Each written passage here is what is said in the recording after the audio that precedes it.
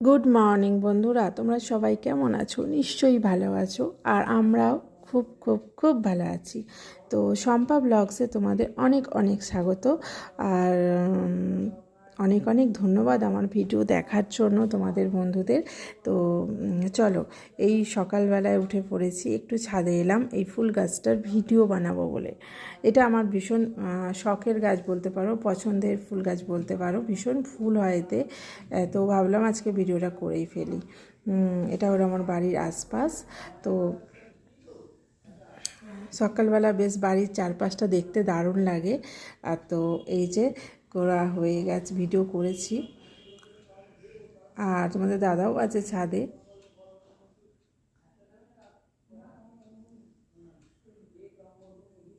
হাঁটাহাঁটি করছে আর কি। তো চলো, সকালবেলা তো রান্নাবান্না আছে, কি রান্না করছি চলো তোমাদের দেখাই।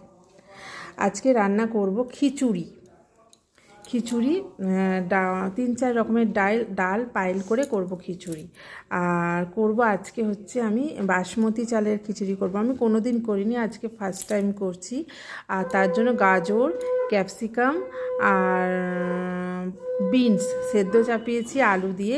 ডালটা একটু সেদ্ধ করে নেবো, তার কারণ হচ্ছে চালটা তো সরু চাল, এটা বেশিক্ষণ সময় লাগবে না। কিন্তু ছোলার ডাল, মুগের ডাল, মুসুর ডাল, চাল সেদ্ধ হয়ে যাবে, গলে যাবে, কিন্তু ওগুলো সেদ্ধ হবে না। তার জন্য তার সাথে বেগুন ভাজা, টমেটো চাটনি, আর এই যে খেজুর, কিশমিশ, কাজু দিয়ে করব চাটনিটা হবে। চলো, খিচুড়িটা চাপিয়ে দিয়ে সেদ্ধ হয়ে গেছে, চালটাও মানে ভাতটাও হয়ে গেছে, বেশি মানে পুরোটা সেদ্ধ করিনি, হয়ে গেছে। আর এই দেখো এখানে ডাল, গাজর, বিনস দিয়ে আর আলু দিয়ে ডালটাও সেদ্ধ করে ফেলেছি। আর বন্ধুরা, পুরো সেদ্ধ করিনি, চালটার সাথে দুটোকে একটু ফোটাতে হবে মশলা দিয়ে, তার জন্য। আর এটা করার জন্য আমি নিয়েছি জিরে গুঁড়ো, তেজপাতা, গোটা গরম মশলা, আদা বাটা, ঘি। একটু ঘি খিচুড়িতে দিলে ভালো লাগে, তাই তেলের মধ্যে আমি ঘিটা পাইল করে দিচ্ছি। আমি খিচুড়ি নামানোর পর ঘি দিই না, আমাদের গন্ধ লাগে, তার জন্য আমি তেলের মধ্যে পাইল করে দিচ্ছি। এইবার এর মধ্যে মশলাগুলো দিয়ে সব একে একে ভেজে নেব।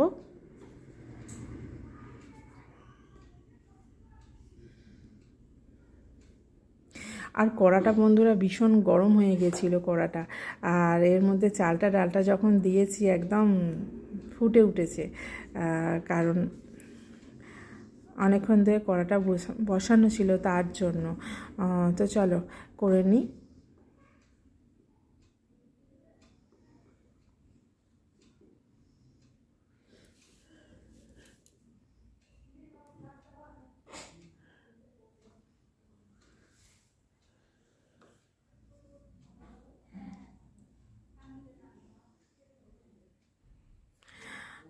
জিরে গুঁড়ো, আদা, গোটা গরম মশলা, তেজপাতা দিয়ে দিয়েছি। আর হলুদ দেবো এবার। আর চলো, হয়েই গেছে। এইবার এর মধ্যে কাঁচা লঙ্কা, আমরা কাঁচা লঙ্কা খাই, টমেটোটা দিতে ভুলে গেছিলাম, কোটা ছিল, কিন্তু কাঁচা লঙ্কাটা দিলাম। দিয়ে এবার খিচুড়িটা দিয়ে দেবো এর মধ্যে।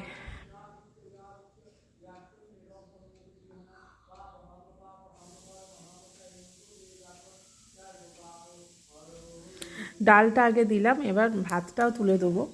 আর এইটা সরু চালের হচ্ছে বলে আমি চাল ডাল আলাদা করে নিয়েছি।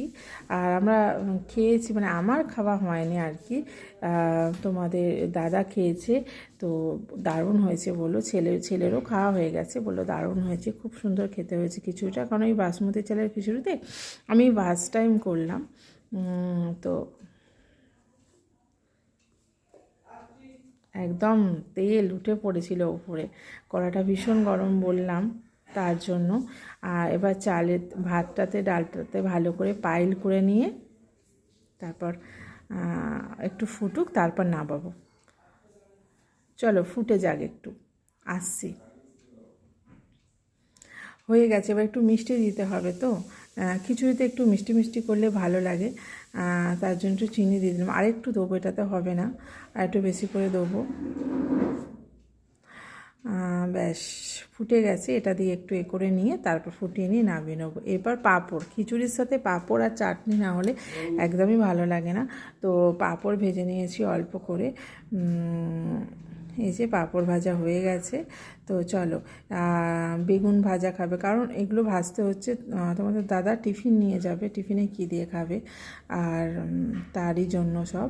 চলো বেগুনটা ভাজা করে নিয়ে আর চাটনিটা চাপাবো, চাপিয়ে তারপর খেতে দেবো, কারণ অনেকটা বেলা হয়ে যাচ্ছে, 8টা বাজে, কারণ 8:10-15 তোমাদের দাদাভাই খেতে বসে।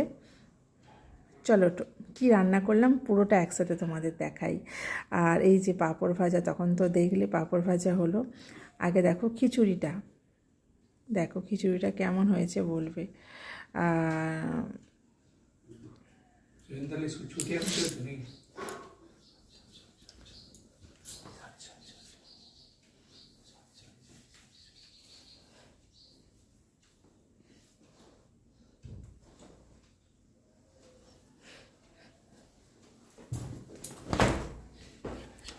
দেখো হয়ে গেছে, এটা চাটনি, খেজুর কিশমিশ দিয়ে চাটনি হয়েছে, বেগুন ভাজা করেছি আর পাঁপড় ভাজা কমপ্লিট।